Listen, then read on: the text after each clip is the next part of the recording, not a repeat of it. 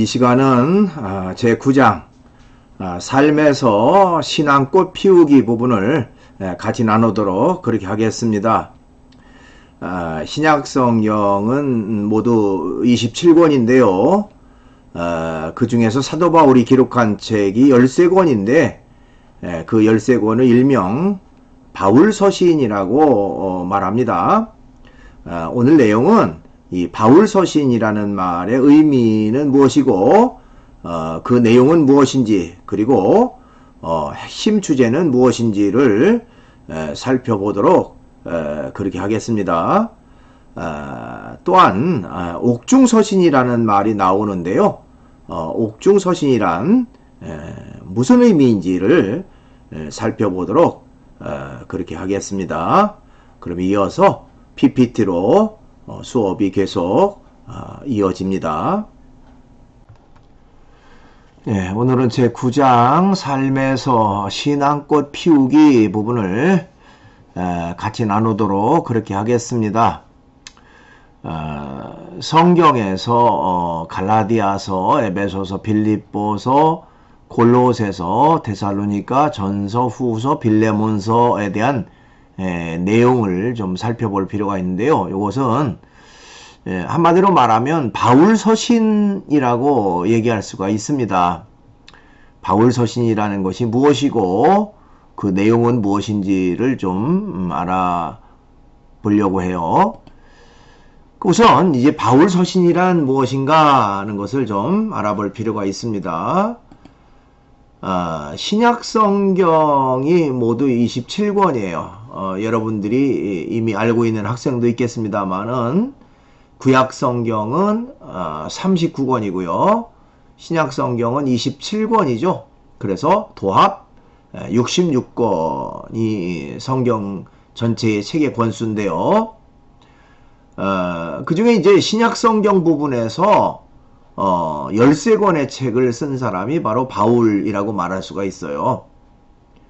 근데 바울이 그 성경을 기록할 당시에는 편지 형태로 기록을 했습니다. 그래서 서신이라는 말이 거기에 나온 거예요.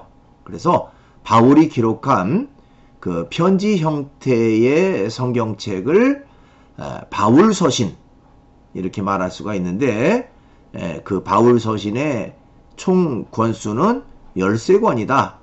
이렇게 말할 수가 있습니다.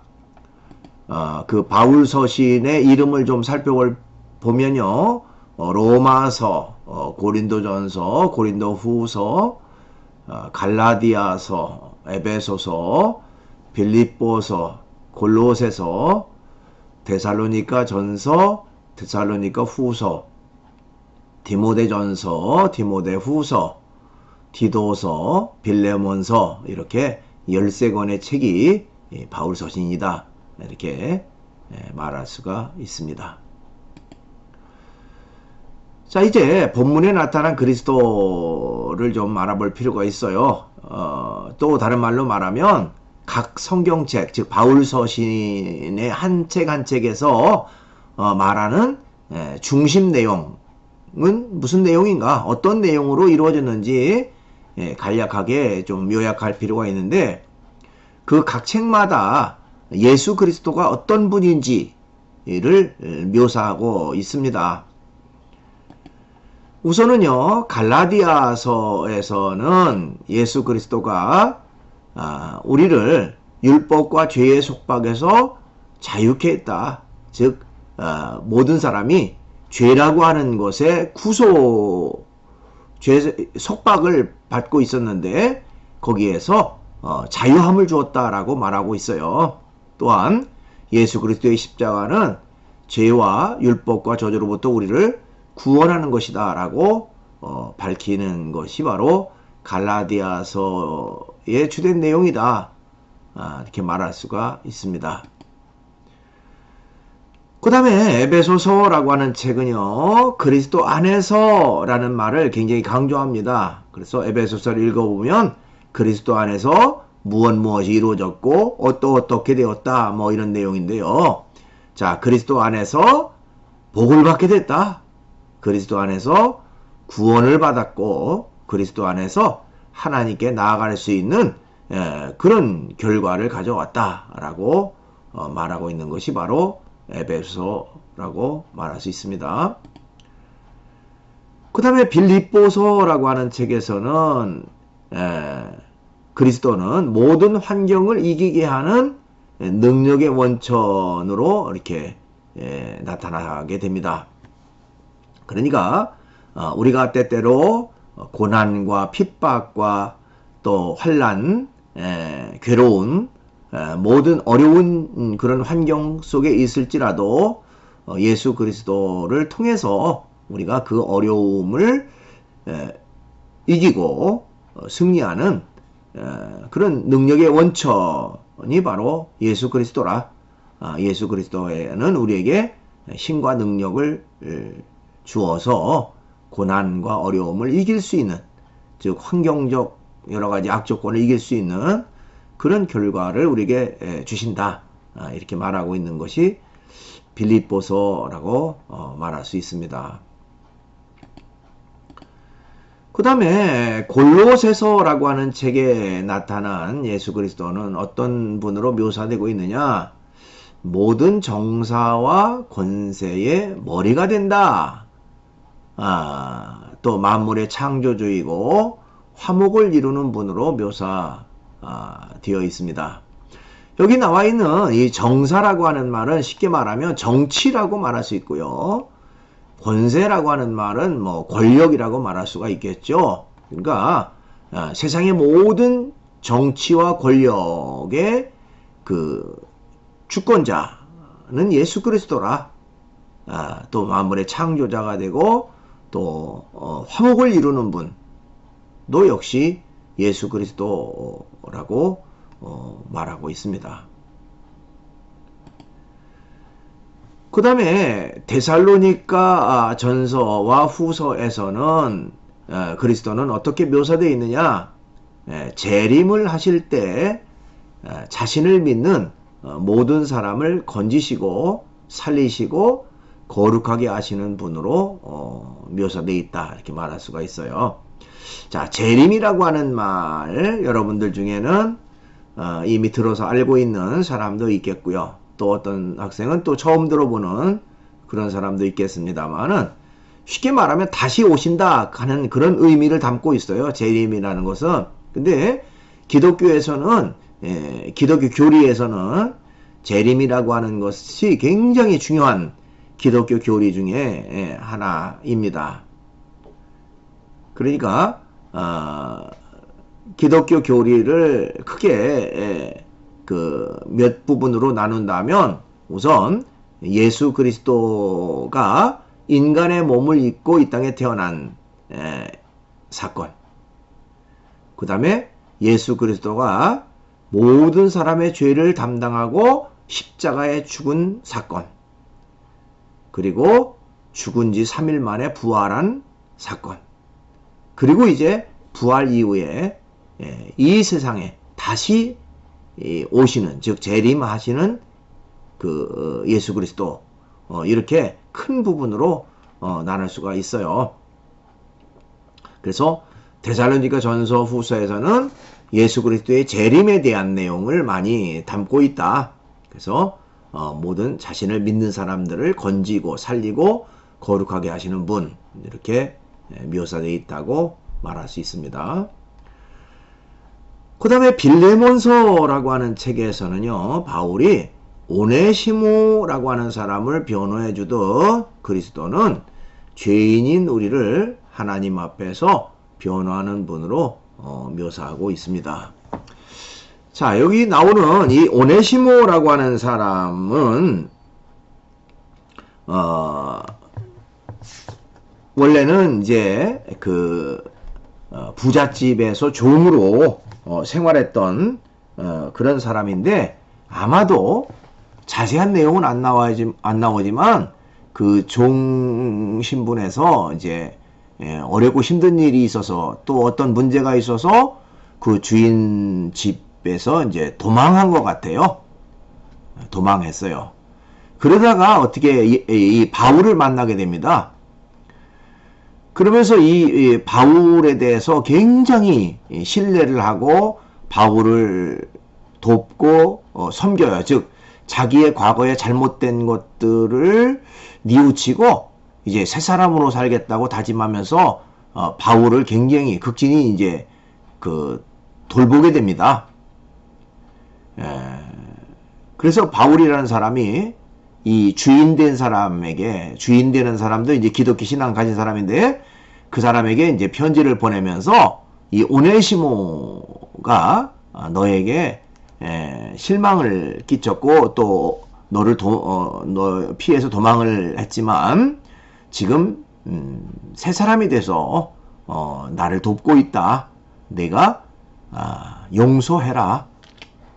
그러면서 너도 예수님을 믿기 전에 죄로 인해서 고통받고 있었던 사람이 아니냐. 그러나 예수 그리스도를 통해서 죄를 다 용서받았던 것을 기억해서 이 너의 종이었던 이 오네시모를 네가 용서해라. 이런 내용이 되어 있어요. 그래서 오네시모를 변호해 주듯이 그리스도는 죄인인 우리를 하나님 앞에서 변호해 주는 분으로 묘사하고 있다. 이렇게 말할 수 있습니다.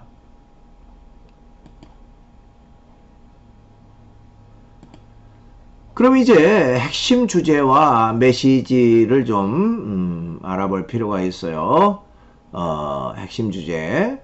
자, 복음을 받아들여 자유로 살라. 이렇게 말할 수가 있는데요.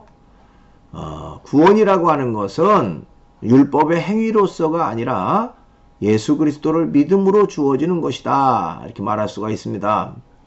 성경은요, 율법을 가지고 구원받을 사람은 한 사람도 없다라고 말하고 있어요.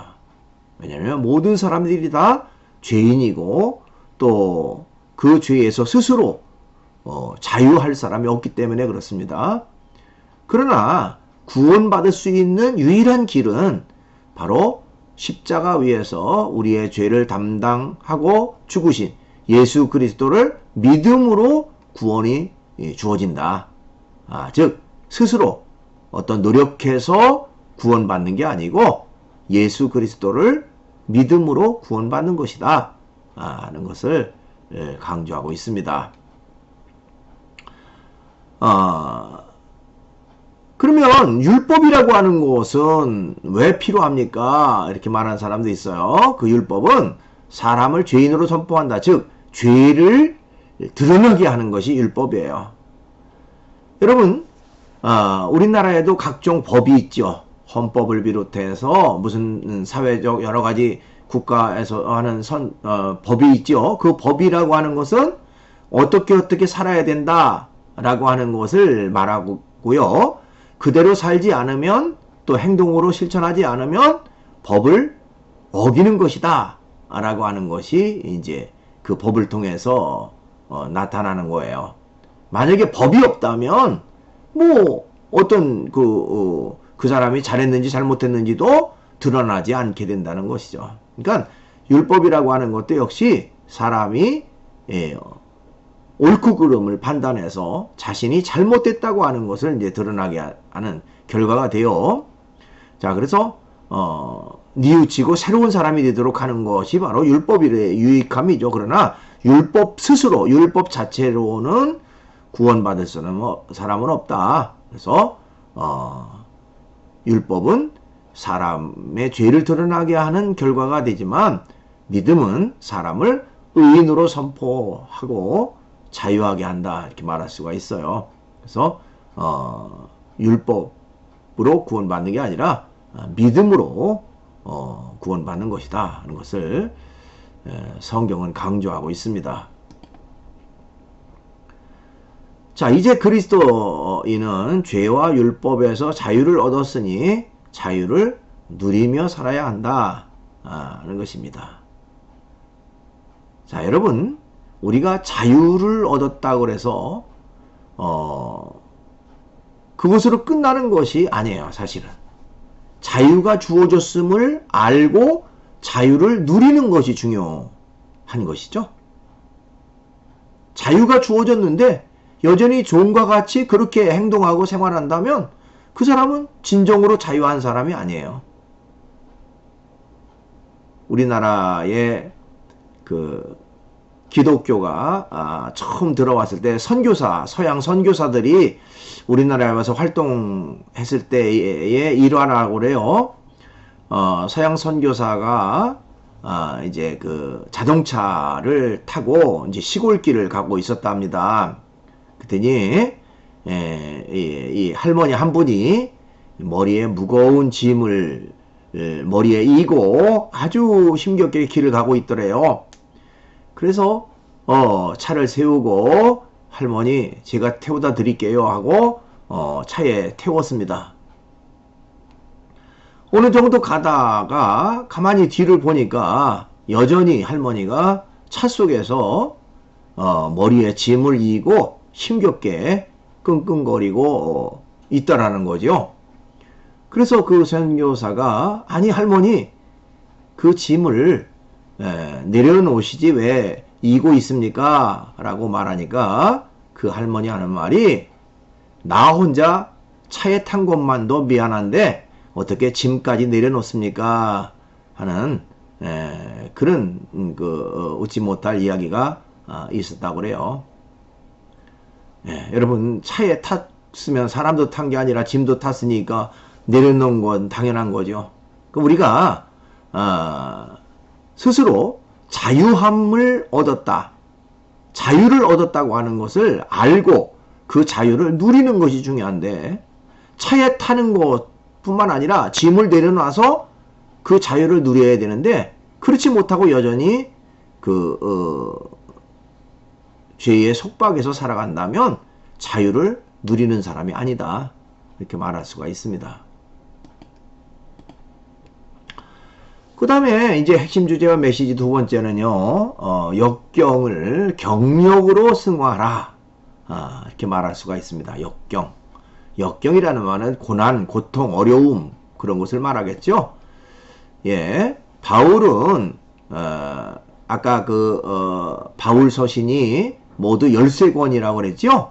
그 13권의 바울 서신 중에서 특별히 4권의 책을 감옥에서 썼습니다. 바울은 여러 차례 감옥에 갇혀서 그 고통을 받았는데요. 그 사람 자신이 이제 무슨 잘못 때문에 죄를 지어서 감옥에 간 것이 아니고 기독교 복음을 전하다가 유대인들의 모함을 받아서 이제 감옥에 갇히게 됩니다.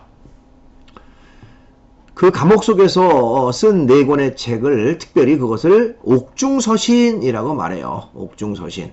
그것은 바로 에베소서, 빌립보서, 빌레몬서, 골로새서 이 4권을 옥중서신, 감옥에서 기록한 4권의 편지라고 말할 수 있는데요.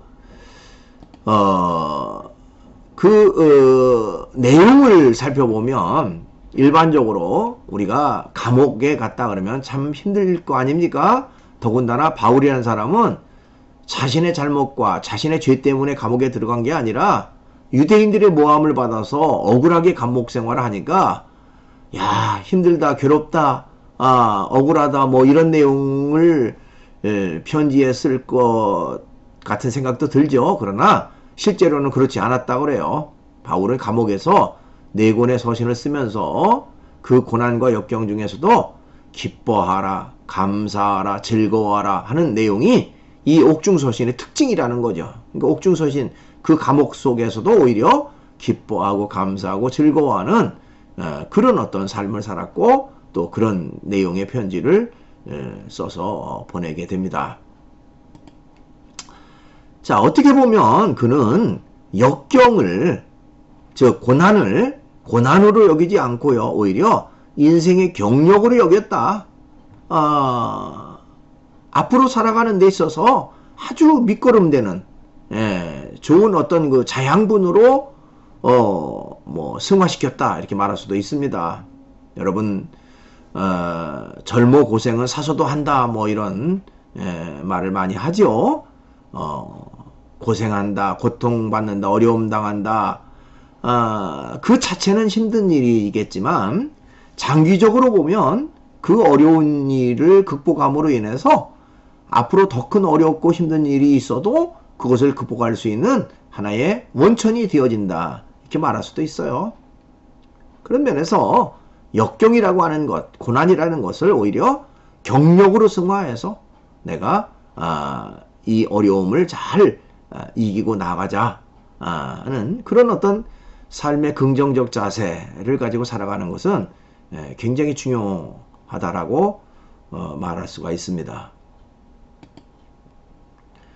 그 다음에 이제 핵심 주제와 메시지 세 번째는요, 재림을 믿고 종말론적으로 살아라 하는 얘기입니다. 아까 내용 중에 이제 재림이라는 것, 그 내용이 좀 나와서 설명을 좀 했죠. 기독교 신앙에 있어서 재림이라는 것은 굉장히 중요한 의미를 담고 있는데요. 우리가 종말론적으로 살아라는 말, 종말이라고 하는 것은 세상 끝이라는 의미를 담고 있긴 하지만 종말론적 삶이라고 하는 것은 그렇기 때문에 아무렇게나 살라 그게 아니라 언제 어떻게 우리가 마지막 생을 맞을지 모르기 때문에 종말을 준비하면서 사는 자세가 바로 종말론적 삶이고요. 그것을 조금 더 좀 간추려 설명한다면 오늘이 인생의 마지막인 것처럼 오늘의 최선을 다해 사는 것, 그것이 바로 종말론적 삶이다, 이렇게 말할 수가 있어요. 여러분, 어떤 일이든지 생각하기 나름이겠죠. 이제 끝장이야, 끝이야 라고 한다면 흥청망청 아무렇게나 살아가는 그런 사람이 있을 수도 있고, 내가 마지막이다, 얼마 남지 않았다라고 할 때는 야, 인생이 너무너무 소중하기 때문에 최선을 다하자, 뭐 이런 어떤 삶의 태도를 갖고 살아가는 사람이 있겠죠. 이 종말론적 삶이라는 것은 바로 후자를 말합니다. 오늘의 최선을 다하고 오늘이 인생의 마지막인 것처럼 최선을 다해 살아가는 삶의 태도, 그것이 바로 종말론적 삶이라고 말할 수가 있습니다. 자, 그 다음에 이제 핵심 주제와 메시지의 네 번째는요, 용서를 받았으면 용서하며 살라 하는 것입니다. 전능자 하나님이 인간의 죄를 용서하기 위해 예수 그리스도를 이 땅에 보내주셨죠. 그리고 그 예수 그리스도를 누구든지 예수를 믿으면 죄가 용서받는 그런 결과를 주십니다. 자, 그 내용이 요한복음 3장 16절에 잘 나와 있어요. 하나님이 세상을 이처럼 사랑하사 독생자를 주셨으니 이는 그를 믿는 자마다 멸망하지 않고 영생을 얻게 하려 하심이라. 그래서 예수 그리스도를 믿음으로 죄가 용서받는다, 또 영생을 얻는다, 이렇게 말할 수가 있습니다.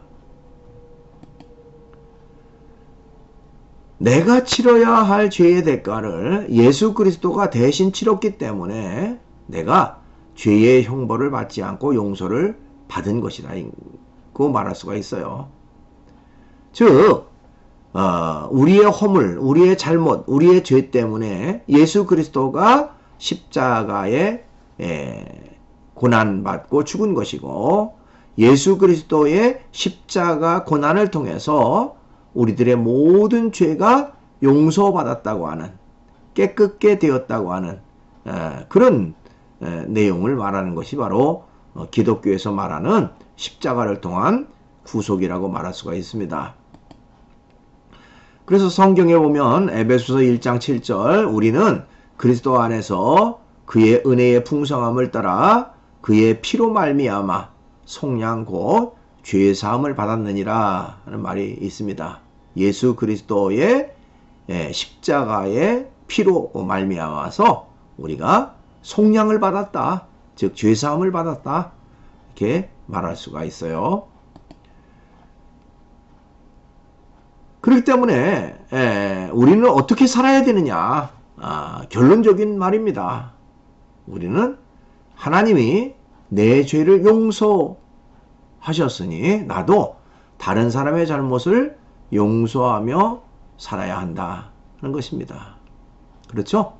내가 용서받았으니 나도 남을 용서하며 살아가는 거 너무나도 당연한 것이죠. 골로새서 3장 13절에 보니까 누가 누구에게 불만이 있거든 서로 용납하여 피차 용서하되 주께서 너희를 용서하신 것 같이 너희도 그리하고 모든 것 위에 사랑을 더하라. 이는 온전하게 매는 띠니라 하는 말이 있습니다. 서로 용서해라. 그리스도께서 우리를 용서한 것처럼 서로 용서하는 자세, 그것이 바로 우리가 실천해야 될 중요한 일이다라고 말할 수가 있습니다. 예, 동영상을 하나 볼 텐데요. 용서의 힘이라고 하는 영상입니다. 미국에서 아마도 가장 잔인하고 끔찍한 그 살인범이 있는데요. 무려 48명의 그 여성을 살해한 살인범입니다. 연쇄 살인 사건이 일어났는데 범인이 잡히지 않았다가 무려 20년 후에 진범이 이제 잡히게 됩니다. 근데 그 사람은 전혀 뉘우치는, 반성하는 그런 어떤 그 기미가 보이지 않았어요. 그러나 한 사람의 그 말에 의해서 결국 그가 무너지면서 눈물을 흘리는 그런 일이 이루어지게 되는데요. 이 영상을 같이 한번 보시죠.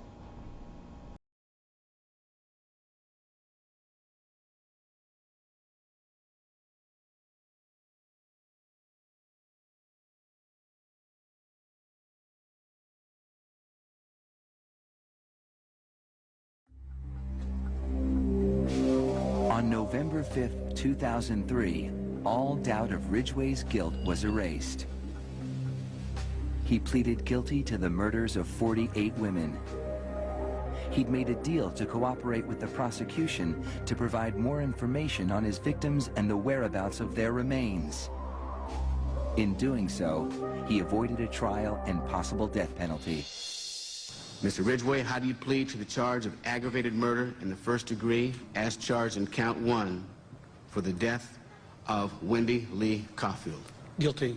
How do you plead to the charge of aggravated murder in the first degree as charged in count 2? Guilty. Guilty. Guilty.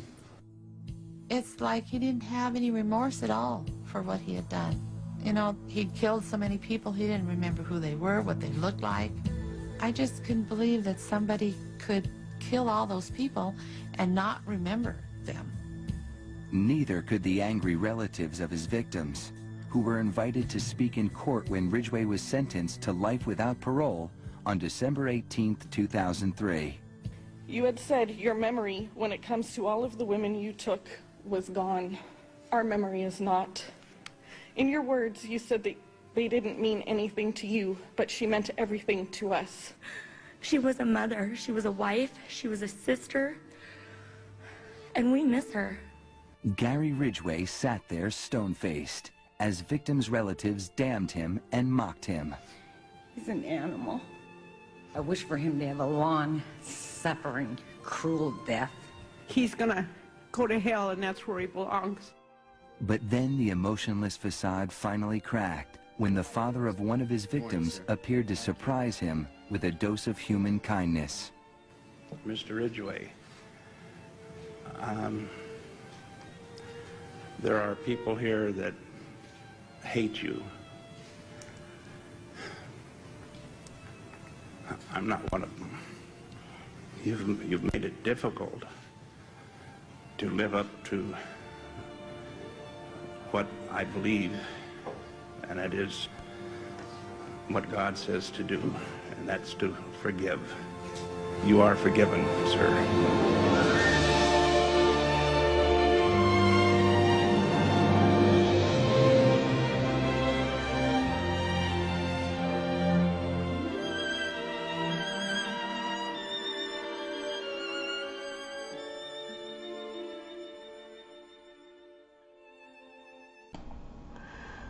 예, 이렇게 해서 강의를 마치고요. 이제 강의 후에 퀴즈가 있죠.